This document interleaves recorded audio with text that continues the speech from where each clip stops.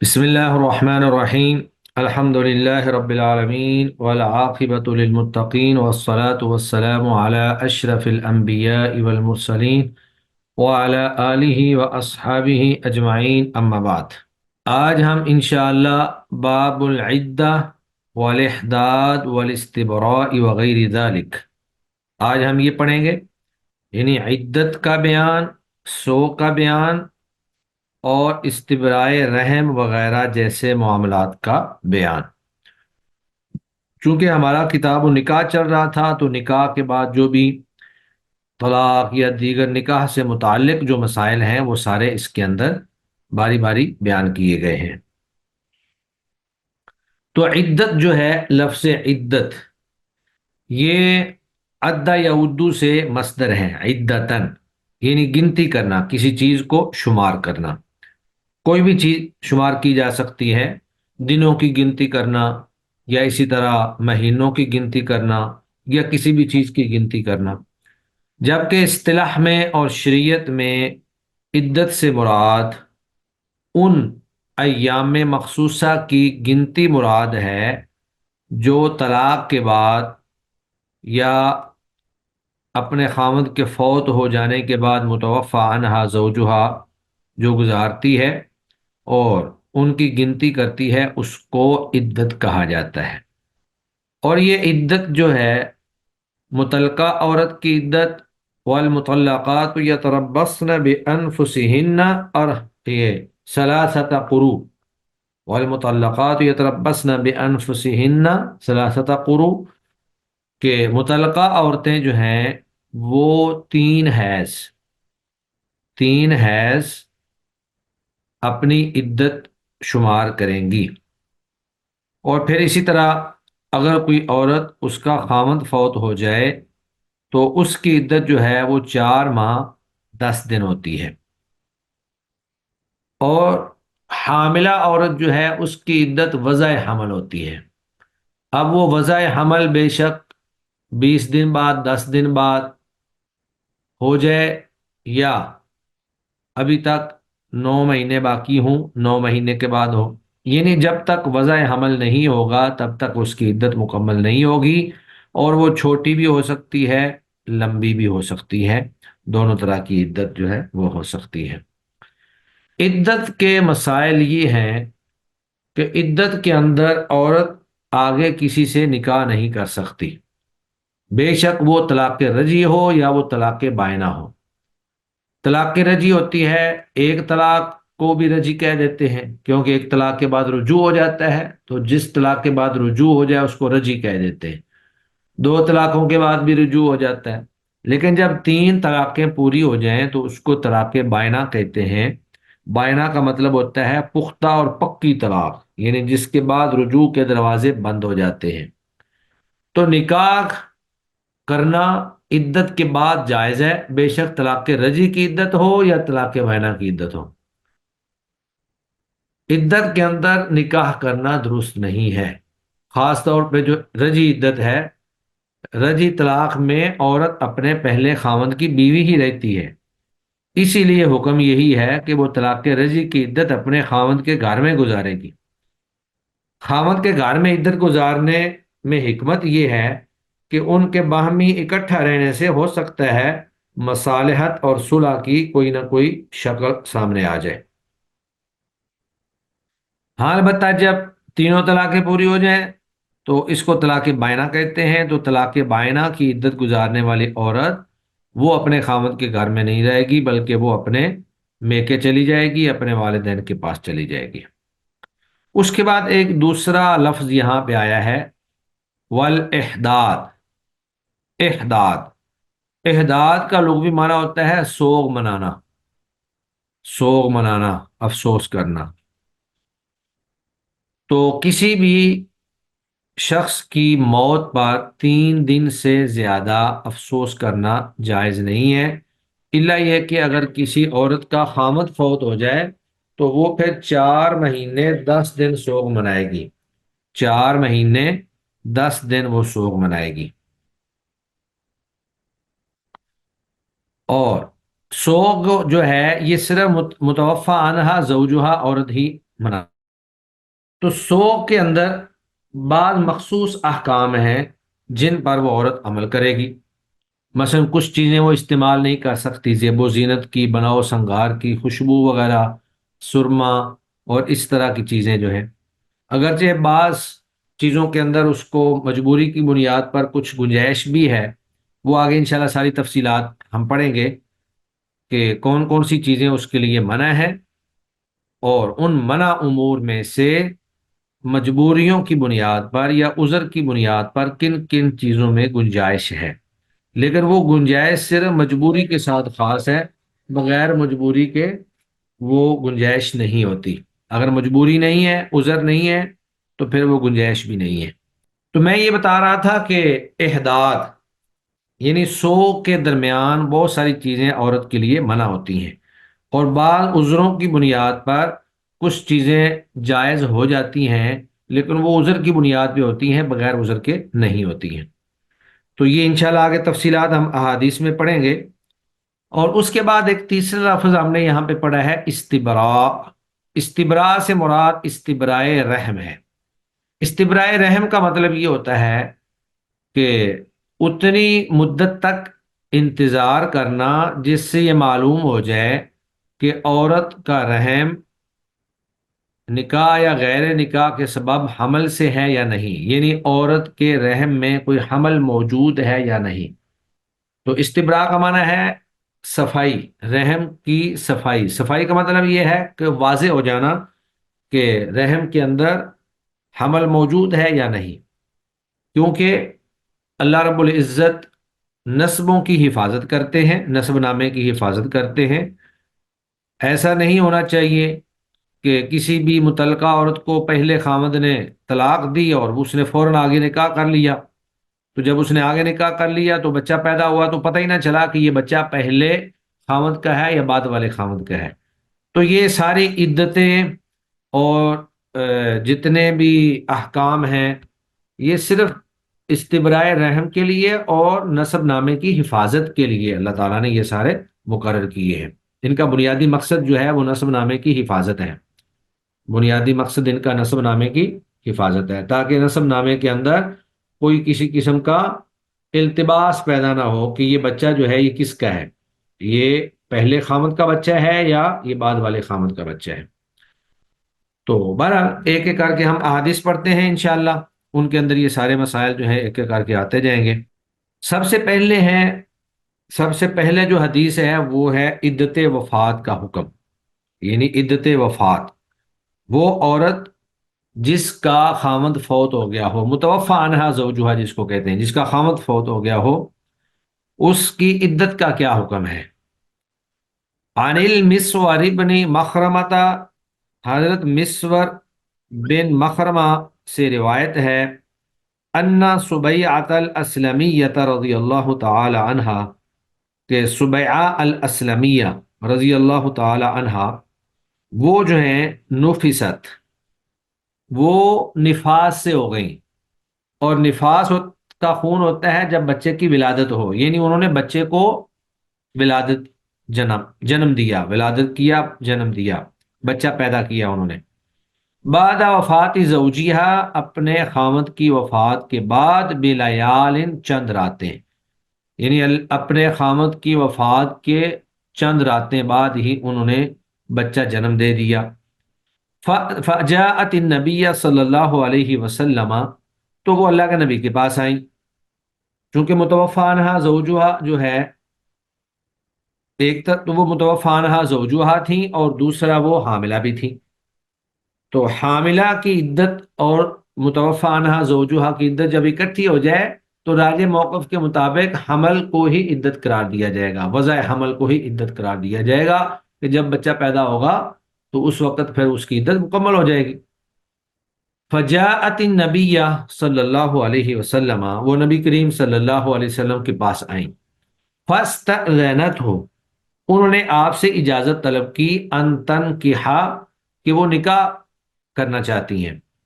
فأذن لها، تو آپ نے اس کو اجازت دے دی۔ فنکحت، تو اس نے آگے نکاح کر لیا۔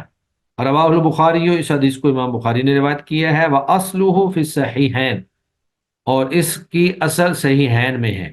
یعنی بخاری مسلم دونوں کے اندر اس معنی کی روایتیں موجود ہیں، اور یہ الفاظ جو ہیں یہ بخاری کے ہیں۔ وفی لفظ، اور بخاری کی ہی ایک روایت میں یہ الفاظ ہیں کہ انہا وضعت، نفست کی بجائے وضعت کے الفاظ ہیں کہ انہا وضعت، انہوں نے بچہ جنم دیا، بعد وفات زوجیہا، اپنے خاوند کی وفات کے بعد، بے اربعین لیلتن، 40 راتیں۔ وفی لفظ لمسلم، اور مسلم کی روایت میں یہ الفاظ ہیں، قال الزہری، امام زہری فرماتے ہیں، ولا ارى بأسا، اور میں اس بات میں کوئی حرج نہیں سمجھتا، ان تزوجا، کہ وہ عورت آگے نکاح کر لے، وہی فی دمیہا، اور وہ اپنے خون میں ہی ہو، یعنی جب بچہ پیدا ہو جائے تو اس کے فوراً بعد بھی وہ نکاح کر سکتی ہے، بے شک ابھی تک اس کا نفاس کا خون جاری ہو۔ تو نفاس کا خون زیادہ سے زیادہ 40 دن تک جاری رہتا ہے، اور اس سے کم بھی دنوں میں ختم ہو سکتا ہے، زیادہ سے زیادہ 40 دن تک۔ غیر انہ لا یقربها زوجها، مگر اس کا خامد اس کے قریب اس وقت تک نہیں جائے گا، حتی تطہر، جب تک کہ وہ پاک نہ ہو جائے۔ یعنی اگر کوئی عورت وضع حمل کے بعد، بچے کی ولادت کے بعد، فوری طور پر خون ہے نفاس میں، ابھی خون نفاس جو ہے وہ جاری ہے، آگے نکاح کر لیتی ہے، تو اس کا نکاح کرنا بالکل درست ہے، اس میں کوئی حرج والی بات نہیں ہے، لیکن چونکہ ابھی تک اس کا خون جاری ہے، لہذا اس کا خاوند ابھی تک اس کے ساتھ جماع اور مباشرت نہیں کرے گا، اس کے قریب نہیں جائے گا، یہاں تک کہ وہ بالکل پاک ہو جائے، صاف ہو جائے۔ تو یہ حدیث جو ہے، اس حدیث کے اندر حاملہ کی عدت کا تذکرہ ہے کہ حاملہ عورت کی عدت وضع حمل ہے، بے شک وہ وضع حمل چند دن بعد ہو جائے، یا وہ وضع حمل جو ہے وہ 8 مہینے یا 9 مہینے کے بعد ہو۔ قرآن مجید میں اللہ تعالیٰ فرماتے ہیں وَأُولَاتُ الْأَحْمَالِ أَجَلُهُنَّ أَن يَضَعْنَ حَمْلَهُنَّ، اور حاملہ عورتوں کی مدت یہ ہے کہ وہ اپنے حمل کو جنم دے دیں، اپنے حمل کو جنم دے دیں۔ تو اس حدیث سے جو ہمیں چند ایک اہم نکات فوائد حاصل ہوتے ہیں، ان میں سے ایک یہ ہے کہ صحابہ کرام رضوان اللہ علیہم اجمعین علم حاصل کرنے کے کتنے حریص تھے، اور کوئی بھی مسئلہ ہوتا تھا تو وہ آپ صلی اللہ علیہ وآلہ وسلم سے پوچھ لیا کرتے تھے، جس طرح کہ سبیعہ اسلمیہ خاتون نے اللہ کے نبی صلی اللہ علیہ وسلم سے پانی پلائیے گا۔ مسئلہ پوچھا۔ اس کے بعد عورت مردوں کے ساتھ بات کر سکتی ہے، عورت جو ہے وہ مردوں کے ساتھ بات کر سکتی ہے اگر کوئی شرعی مسئلہ پوچھنا ہو یا کوئی شرعی مسئلہ بتانا ہو، اس میں کوئی حرج والی بات نہیں ہے۔ پھر اسی طرح حاملہ عورت جو ہے جب بچہ جنم دے دے گی تو اس کی عدت پوری ہو جائے گی، بے شک اس کو 4 ماہ 10 دن نہ بھی گزرے ہوں۔ تو یہ دونوں طرح کی حاملہ کی ایک ہی عدت ہے، متعلقہ حاملہ کی بھی یہی وضع حمل ہے، اور متوفی عنہا زوجہا حاملہ کی بھی یہی عدت ہے۔ باقی ہمیں اس سے یہ بات بھی معلوم ہوئی کہ ولادت کے بعد عورت آگے نکاح کر سکتی ہے، بے شک ابھی تک اس کا خون جاری ہو، لیکن جب تک اس کا خون جاری ہے تب تک اس کا خامد جو ہے وہ اس سے مباشرت نہیں کر سکتا، اس کے قریب نہیں جا سکتا۔ اس کے بعد پھر آگے ہے طلاق اور فسخ نکاح کی عدت، یعنی اگر کسی عورت کو طلاق دی جائے اس کی عدت،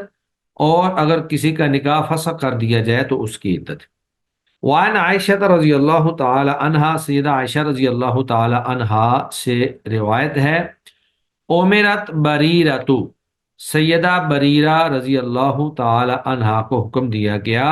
ان تعتدہ، کہ وہ عدت گزاریں، بثلاث حیض،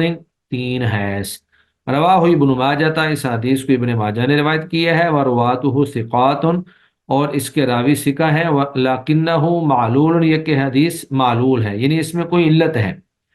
تو سیدہ بریرہ رضی اللہ تعالی عنہا، ان کا ایک بڑا ہی مشہور واقعہ ہے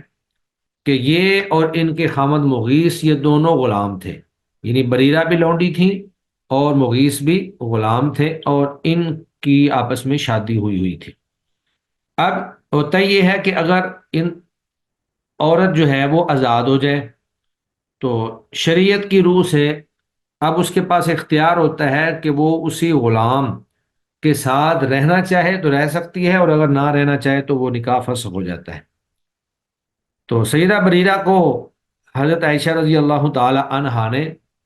آزاد کروا دیا۔ جب وہ آزاد ہوئیں تو ان کو یہ اختیار مل گیا کہ وہ مغیث کے ساتھ رہنا چاہتی ہیں یا نہیں رہنا چاہتی ہیں۔ تو انہوں نے حضرت مغیث کے ساتھ رہنے کو پسند نہیں کیا، انہوں نے کہا جی میں ان کے ساتھ نہیں رہنا چاہتی، حالانکہ ان کو بہت بریرہ کے ساتھ محبت تھی، اور دیکھا گیا کہ مغیث جو ہیں وہ بریرہ کے پیچھے پیچھے مدینہ کی گلیوں میں روتے پھر رہے ہوتے تھے۔ تو بہرحال چونکہ اسلام نے اس چیز کی اجازت دی تھی تو بریرہ نے اس سے فائدہ اٹھایا، اور انہوں نے اپنا نکاح جو ہے وہ فسخ کروا لیا اور آگے کہیں نکاح کر لیا۔ تو اس حدیث سے ہمیں یہ بات معلوم ہوتی ہے کہ جس عورت کو طلاق دے دی جائے وہ عورت 3 حیض، ثلاثہ حیض، تو یہاں پر اس روایت سے اس بات کی بھی تقویت ہو جاتی ہے کہ قرآن مجید کے اندر جو اللہ نے حکم دیا ہے ثلاثۃ قروء کا، تو قروء سے مراد حیض کی طرف رجحان اور میلان زیادہ ہے، اگرچہ اس کے دونوں معنی ہیں۔ اس کا معنی طہر بھی، طہر کو بھی قروء کہتے ہیں، قر کہتے ہیں، اور حیض کو بھی قر کہتے ہیں، لیکن جمہور اہل علم اور فقہا کا موقف اور میلان اسی طرف ہے کہ اس سے مراد حیض ہیں، ثلاثہ حیض، 3 حیض۔ تو جب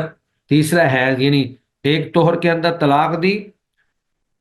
طلاق جو ہے وہ طہر میں دی جائے گی سنت کے مطابق، تو اس کے بعد ایک حیض آئے گا، پھر طہر آئے گا، پھر ایک حیض آئے گا، پھر طہر آئے گا، اور پھر تیسرا حیض آئے گا۔ تو جب تیسرا حیض مکمل ہو جائے گا تو عدت مکمل ہو جائے گی۔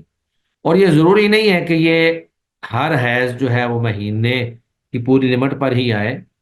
اس میں مختلف خواتین کی روٹین مختلف ہو سکتی ہے۔ بعض خواتین کو پورے مہینے کے بعد حیض آتا ہے، بعض کو 25 دن کے بعد ہی سٹارٹ ہو جاتا ہے، بعض کو 20 دن کے بعد، تو یہ ہر خاتون اپنی روٹین کو سمجھتی ہے۔ تو جب تیسرا حیض مکمل ہو جائے گا تو وہ عورت عدت مکمل کر کے آگے نکاح کر سکتی ہے، اس کی عدت مکمل ہو جائے گی۔ اس کے بعد پھر آگے روایت ہے وعن الشعبی عن فاطمہ بنت قیس عن النبی صلی اللہ علیہ وآلہ وسلم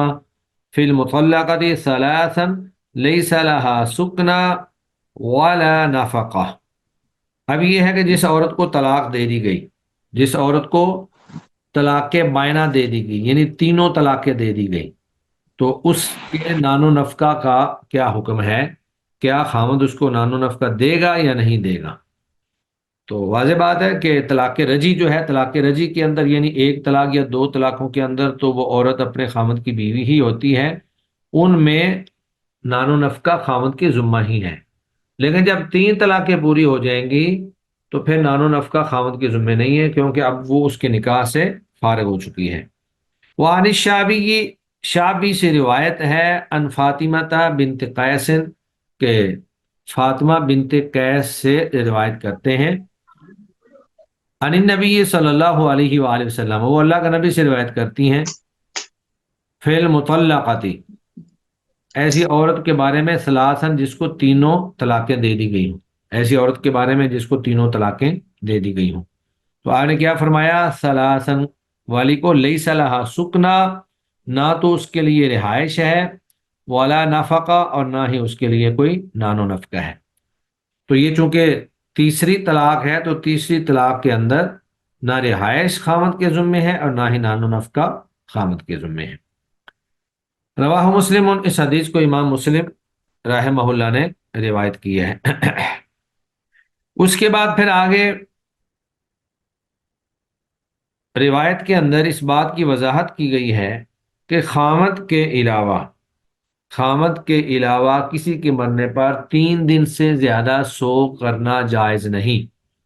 وعن ام عطیہ ان رسول اللہ صلی اللہ علیہ وسلم قال، سیدہ ام عطیہ رضی اللہ عنہا سے روایت ہے، بے شک رسول اللہ صلی اللہ علیہ وسلم نے فرمایا، لا تحد امرأۃ، لا تحد امرأۃ علی میت، نہ سو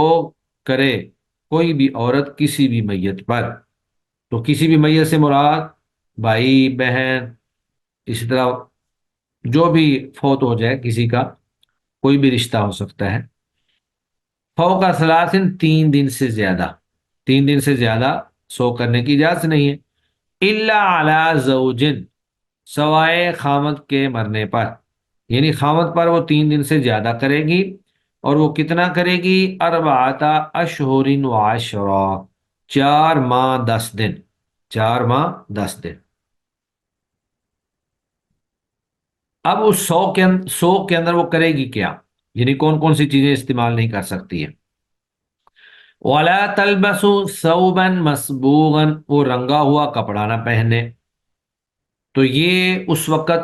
رنگے ہوئے کپڑوں سے مراد مخصوص کپڑے ہوتے تھے جن کو رنگا جاتا تھا، اور وہ زیب و زینت کا ذریعہ سمجھے جاتے تھے۔ آج کل تو خیر سارے کپڑے ہی رنگین ہوتے ہیں، کلرڈ ہی ہوتے ہیں جو خواتین کے کپڑے ہیں، تو کوئی بھی کلر کپڑا تو پہنا جا سکتا ہے، لیکن ایسا کپڑا جس کو زیب و زینت بناؤ سنگار والا کہا جائے، اسپیشل جو لباس تیار کیے جاتے ہیں، وہ جائز نہیں ہے۔ سادہ لباس پہنے، سادہ جو گھر میں عام طور پہ لوگ یا خواتین پہنتی ہیں، کام کاج کے وقت بھی جو پہنتی ہیں۔ وَلَا تَلْبَسُوا ثَوْبًا مَصْبُوغًا، اور وہ رنگا ہوا کپڑا نہ پہنے، إِلَّا ثَوْبَ عَصْبٍ، مگر سوت کا کپڑا۔ تو یہ ایک سوت کا کپڑا وہاں اس دور میں معروف تھا جو روئی کا بنایا جاتا تھا، تو وہ اگر رنگا بھی جاتا تھا تو وہ کوئی زیب و زینت والا نہیں بلکہ سادہ سا کپڑا ہی سمجھا جاتا تھا، تو وہ پہنا جا سکتا تھا۔ وَلَا تَقْتَحِلُوا، اور وہ سرما نہ ڈالے۔ وَلَا تَمَسُّوا طِيبًا، اور وہ خوشبو نہ لگائے۔ إِلَّا إِذَا طَهُرَتْ، الا یہ کہ جب وہ حیض سے پاک ہو، یعنی جب وہ سو کر رہی ہو 4 مہینے 10 دن کا، اور اسی دوران اس کو حیض بھی آ جائے، تو حیض سے پاک ہونے پر، چونکہ خون حیض کی وجہ سے جسم سے اسمیل آنا شروع ہو جاتی تھی، تو جب حیض سے پاک ہو تو اس وقت وہ تھوڑی سی خوشبو صرف مخصوص مقامات پر لگا لے تاکہ بدبو نہ آئے، تو اس بدبو کو دور کرنے کے لیے تھوڑی سی خوشبو کی اجازت تھی۔ نبذتاً من قسط، یہ ایک خوشبودار لکڑی کی خوشبو ہوتی تھی، کہ نبذتاً ایک چٹکی سی، من قسط خوشبودار لکڑی سے، او اظفار یا مسک سے، او اظفار یا مشک سے۔ تو یہ اس دور میں معروف خوشبوئیں تھیں، قسط اور اظفار۔ تو آپ آج بھی اس کو اس انداز میں اگر سمجھنا چاہیں تو آپ کہہ سکتے ہیں کہ اگر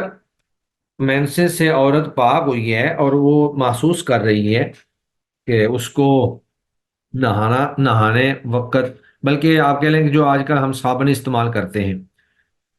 صابن پاکیزگی کے لیے ہے، یہ براہ راست خوشبو نہیں ہے، اگرچہ اس میں سے کچھ خوشبو بھی ہوتی ہے، تو وہ صابن استعمال کر سکتی ہے تاکہ اچھی طرح سے پاک ہو جائے اور خوشبو آنا شروع ہو جائے، وہاں سے بدبو ختم ہو جائے۔ متفق علیہ، یہ الفاظ جو ہیں یہ متفق علیہ ہیں، یعنی بخاری مسلم دونوں میں موجود ہیں۔ وہذا لفظ مسلم، اور یہ لفظ صحیح مسلم کی روایت کے ہیں، والے ابی داود والنسائی من الزیادتی، جبکہ سنن ابو داود اور سنن نسائی کی روایت میں یہ الفاظ بھی زیادہ ہیں۔ وہ الفاظ کیا زیادہ ہیں؟ ولا تخضب، اور وہ خضاب نہ لگائے۔ خضاب یعنی ہاتھوں پاؤں پہ مہندی وغیرہ نہ لگائے، اس طرح سر پہ بھی مہندی نہ لگائے۔ وللنسائی، اور نسائی میں یہ الفاظ بھی ہیں، ولا تم تشتو، اور وہ کنگھی بھی نہ کرے، ولا تم تشتو، اور وہ کنگھی بھی نہ کرے۔ تو یہ مختلف وہ احکام ہیں جو سوگ منانے والی عورت کے لیے ضروری ہیں، کہ نہ تو وہ زرق برق لباس پہنے گی، نہ ہی وہ سرما لگائے گی، نہ وہ خوشبو لگائے گی، اور نہ ہی وہ خضاب لگائے گی، اور نہ ہی وہ کنگھی کرے گی۔ تو اس حدیث سے ہمیں یہی معلوم ہوتا ہے کہ یہ جو چیزیں زیب و زینت، تزئین و آرائش اور بناؤ سنگار سے تعلق رکھتی ہیں، ان تمام چیزوں سے یہ عورت جو ہے اپنے آپ کو بچا کر رکھے گی۔ ہاں البتہ غسل کر سکتی ہے، غسل سے منع نہیں کیا گیا، گرمی کا موسم ہو تو ٹھنڈک کے لیے اور ویسے میل کچیل کو دور کرنے کے لیے نہا سکتی ہے، لیکن بلاؤ سنگار نہیں کرے گی، میک اپ نہیں کرے گی، تزئین و آرائش نہیں کرے گی۔ اس سے اگلی حدیث ام سلمہ رضی اللہ تعالی عنہا سے مروی ہے، وعن ام سلمہ رضی اللہ تعالی عنہا سے روایت ہے، قالت انہوں نے کہا جعلت علی عینی صابرا، میں نے اپنی آنکھوں پر صبر لگا لیا۔ تو یہ صبر جو ہے یہ ایلو ویرا جو جس کو کوار گندل بھی کہتے ہیں، اس کو لگا لیا، اس کا عرق جو ہے وہ لگا لیا۔ بعد ان توفی ابو سلمہ، بعد اس کے کہ ابو سلمہ فوت ہو گئے، ان کی آنکھوں میں کوئی مسئلہ تھا تو اس وجہ سے انہوں نے وہ بطور دوائی کے لگایا۔ تو اللہ کا نبی نے فرمایا انہو یشب الوجہ، بے شک یہ چہرے کو نکھار دیتا ہے، یعنی یہ تو کریم کا کام دے رہا ہے، میک اپ کا کام دے رہا ہے، تو یہ چہرے کو نکھار دیتا ہے۔ فلا تجعلیہ، آپ اس کو مت لگاؤ الا باللیل، مگر رات کو۔ تو رات کو لگانے کا حکم اس لیے ہے یا اجازت اس لیے ہے کہ رات کو کسی نے دیکھنا نہیں ہے آپ کو، تو وہ زیب و زینت میں شمار نہیں ہوگا، آپ رات کو یہ لگا لیا کریں، وانزعیہ بالنہار، اور دن کو اس کو اتار دیا کریں، تو وہ آپ کی زیب و زینت یا تزئین و آرائش جو ہے وہ شمار نہیں ہوگی، ایک دوائی کے طور پر شمار ہوگا۔ وَلَا تَمْتَشِطِي بِالطِّيبِ، اور نہ تو کنگھی کر خوشبو کے ساتھ۔ تو اس دور میں کنگھی کرتے ہوئے خوشبو جو ہے وہ لگا لیتی تھیں خواتین بالوں کے اندر، تو یعنی کنگھی کو خوشبو لگا کے بالوں کی کنگھی کرتی تھی تو وہ خوشبو پھر بالوں کو لگ جاتی اور ایک لمبے عرصے تک جو ہے وہ خوشبو ان کے پاس سے آتی رہتی تھی۔ وَلَا بِالْحِنَّاءِ، اور نہ ہی تو کنگھی کر مہندی کے ساتھ، یعنی خوشبو کے ساتھ بھی کنگھی کرنے کی اجازت نہیں ہے اور مہندی کے ساتھ کنگھی کرنے کی بھی اجازت نہیں ہے۔ فَإِنَّهُ خِذَابٌ، بے شک یہ تو خذاب ہے، خذاب سے اللہ کا نبی نے منع فرمایا، پیچھے بھی روایت گزر چکی ہے۔ قلت، تو میں نے کہا بِأَيِّ شَيْءٍ أَمْتَشِطُ، تو کس چیز کے ساتھ میں کنگھی کروں؟ قال، آپ نے فرمایا بِالسِّدْرِ، بیری کے پتوں کے ساتھ۔ تو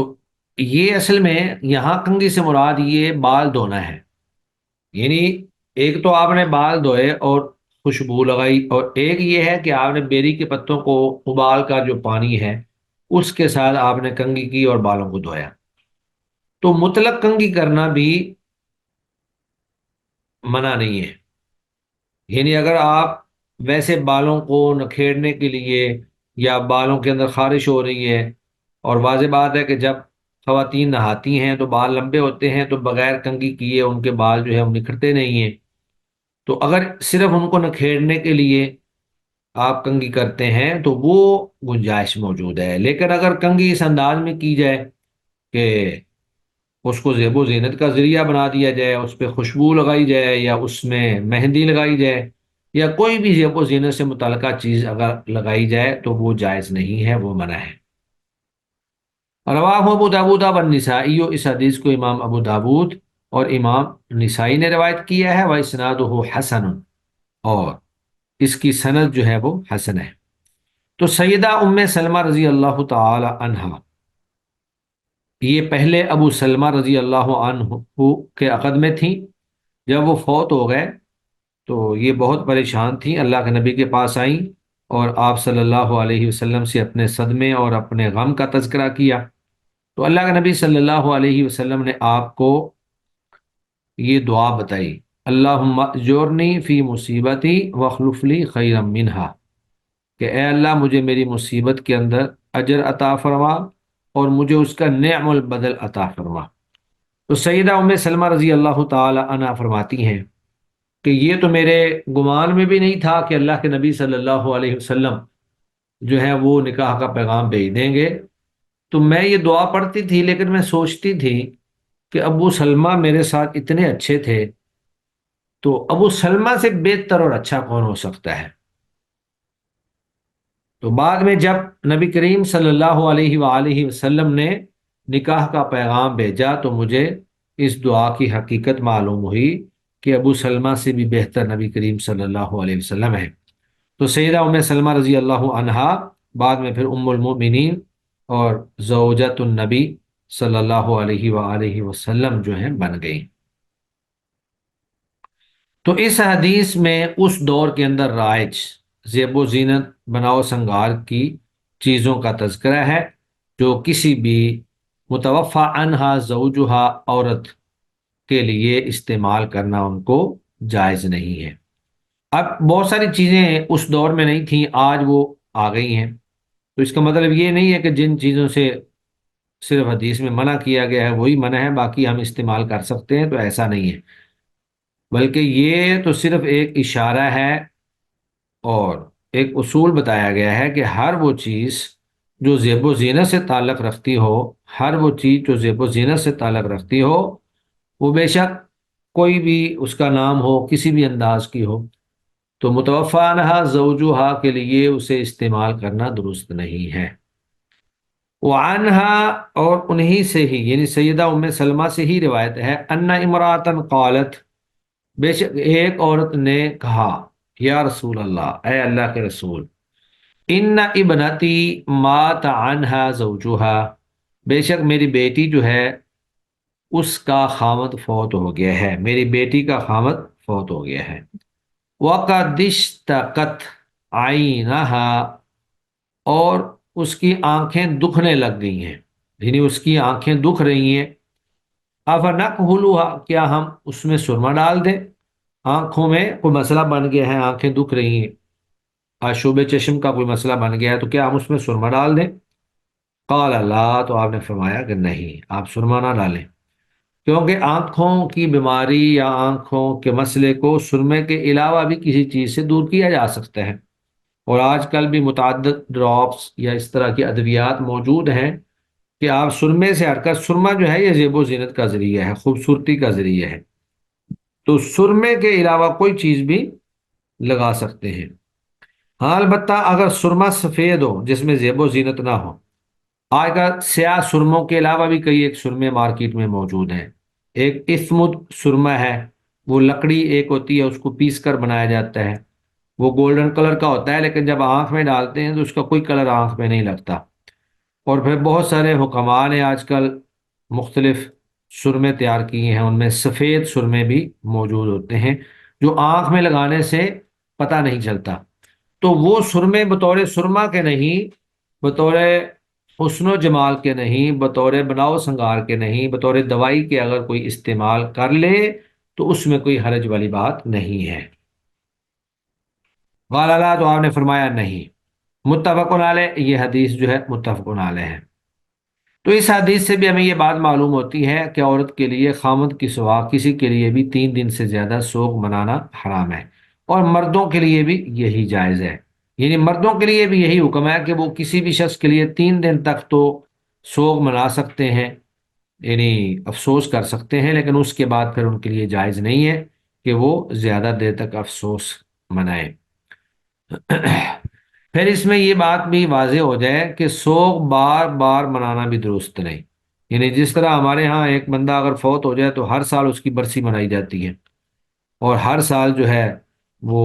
افسوس کا اظہار کیا جاتا ہے، تو یہ ایک ہی دفعہ سوگ ہے اور اس کے بعد پھر معاملہ اللہ کے سپرد کر دینا چاہیے۔ اللہ کا ایک نظام ہے، اللہ کا ایک قانون ہے کہ اس دنیا پہ جو بھی آیا اس نے اس دنیا سے جانا ہے، تو یہ اگرچہ بہت دکھ اور افسوس والی چیز ہوتی ہے، لیکن اللہ کی رضا پر، اللہ کے فیصلے پر انسان کو، ایک مومن بندے کو راضی رہنا چاہیے۔ انا للہ و انا الیہ راجعون،